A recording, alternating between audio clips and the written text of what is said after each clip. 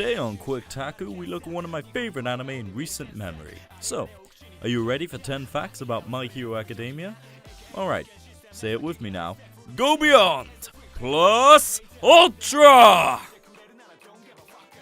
Before the publication of the manga, there was an initial one-shot released in Akamaru Jump in 2008. However, this story was different from the one we have now.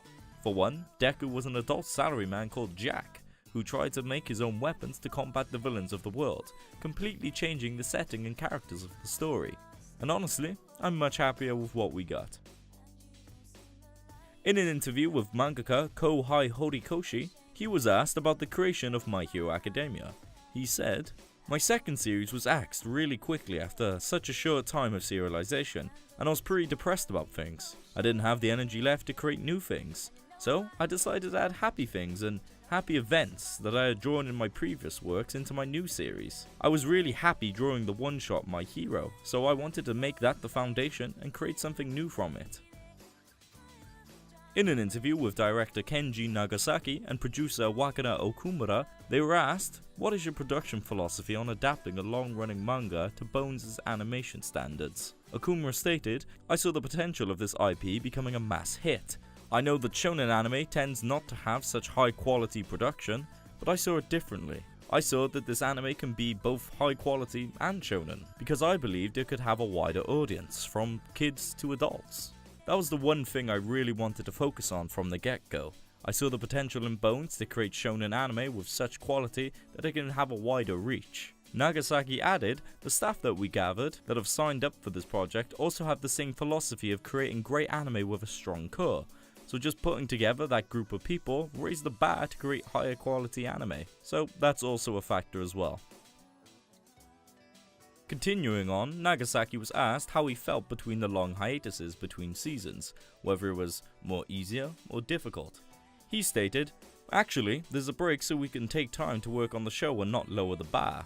That's one of the reasons why there's a break between the seasons, so that we can take what we learned from the first season, assess ourselves, and make it better." Originally, Bakugo was supposed to be a natural-born genius, a very kind and gentle character who spoke without thinking and unintentionally insulted others. The author, however, found this original draft to be boring and decided to make him an unpleasant character instead. Back to the interview of Horikoshi, it's brought up that My Hero Academia has a lot of similarities with American comics, so Horikoshi was asked, "What heroes do you like, and have you always enjoyed heroes from American comics?" He answered, "Spiderman. To me, when mentioning the title hero, he is the only hero that I think of that defines the title. The concept of My Hero Academia is built around that hero in mind. A hero to me is somebody that helps and brings reassurance to others. In Spider-Man's case, the first experience I had with this character was the movie, in which there were a lot of scenes with him rescuing people, which I felt was really cool." Speaking of Horikoshi, he doesn't like to use cliffhangers, because maybe the reader won't like the next chapter, and that cliffhanger won't be worth it. After the extremely quick cancellations of his 2 previous manga, Hori has become very insecure in his abilities as a mangaka. When it comes to the popularity of the characters in the series, a poll was opened in chapter 52 and released in 62 of the manga. The results were revealed with Deku taking the top spot. 58 chapters later, however, the results of another poll showed Bakugo knocking Deku off his throne. Deku is still best boy though. Back to the interview with Nagasaki and Okumura, they were asked how did they choose the voice actors for the cast of My Hero Academia. Nagasaki started by saying, "We actually auditioned about 100 people for each character. For most of the main characters like Deku and Bakugo, we listened to about 100 samples to find the right fit to convey the character's emotions. For example, Deku is very emotional, but he has a very strong core. We tried to find someone that fits and that can deliver such a wide variety of emotions, so it took a while."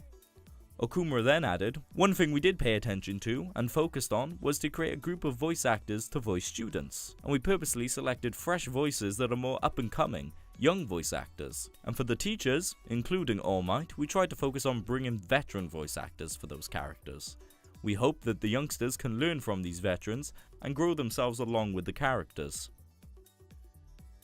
And finally, Horikoshi has the entire story already written, but he does make changes to improve it where he can.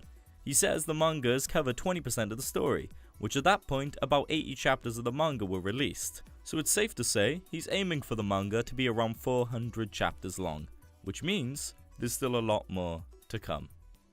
That's been 10 facts you didn't know about My Hero Academia. If you're enjoying this season as much as I am, remember to like the video and subscribe. And also, comment on what shows you'd like to see next. Thanks for watching. If どこかに置き忘れてきたあの気持ちを歩きながら思い出して飛び